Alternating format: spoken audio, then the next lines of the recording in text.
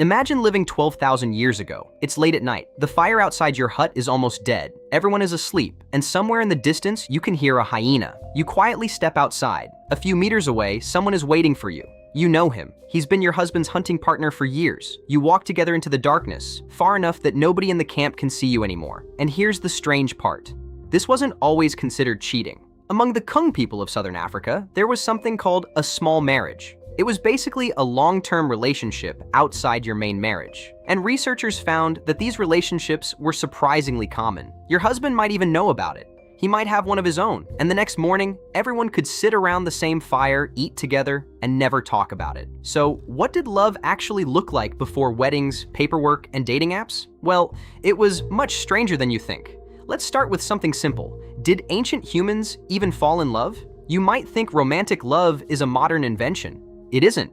Researchers studying hundreds of different societies found evidence of romantic love in almost every culture they could properly study. The obsession, the constant thinking about someone, that feeling where you just want to be around one person. Those feelings are incredibly old. So imagine a hunter 30,000 years ago coming back from a hunt and seeing someone across the fire. His heart starts beating faster. He keeps looking at her. He thinks about her when he's supposed to be sleeping. He doesn't have a word for crush. He doesn't need one. His brain already knows what's happening. So, how did ancient humans actually find partners? Well, they didn't have Tinder. Instead, different hunter-gatherer groups would sometimes come together. Several small groups could gather around important water sources or during large social events. And suddenly, instead of seeing the same few dozen people every day, you could meet hundreds. Imagine it. Huge fires, music, dancing, body paint, shell jewelry, people showing off their best skills, young men bringing impressive amounts of meat, young women wearing their best decorations.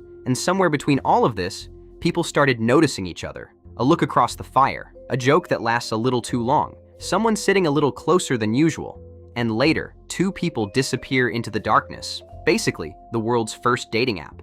Except your profile was, "I can hunt," or "Look at this necklace I made." If someone liked what they saw, things could move pretty quickly.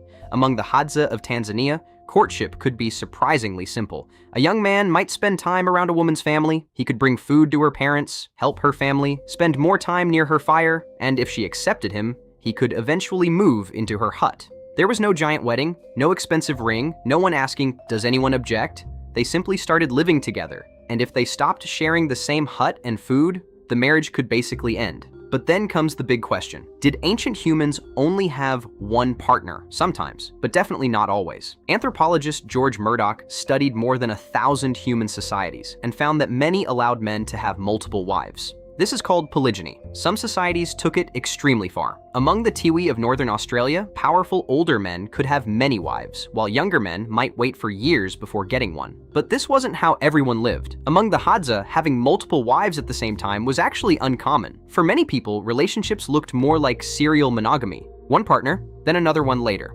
And some people also had relationships outside their main marriage. Remember the Kung? Their small marriages weren't necessarily random encounters. Some could last for years. A person could have a partner they lived with publicly, while also having another long-term lover. And the strangest part? Other people might know about it. They just didn't openly talk about it. But ancient humans weren't living in some peaceful world where nobody got jealous. They absolutely did. Researchers studying the Kung found that sexual jealousy could sometimes lead to serious violence. Men could fight over partners, and some of those fights became deadly. So even though their relationship rules could be completely different from ours, the emotions underneath them were surprisingly familiar. Love, attraction, jealousy, anger, attachment. Those feelings are much older than civilization. And when relationships ended, there was another major difference. There was no court, no lawyers, no paperwork. Someone could simply leave, take their children and belongings, and go live with relatives somewhere else. The relationship ended, and life continued. Because ancient humans weren't raising children completely alone.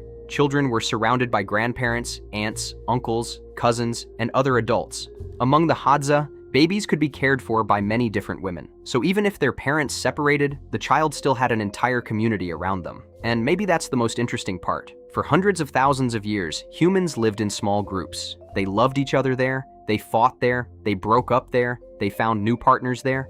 The rules changed from culture to culture. But the feelings didn't change that much. Because love didn't begin with weddings. It didn't begin with paperwork, and it definitely didn't begin with dating apps. We've been falling in love for a very, very long time. We inherited the same hearts, we just stopped living in the same circles.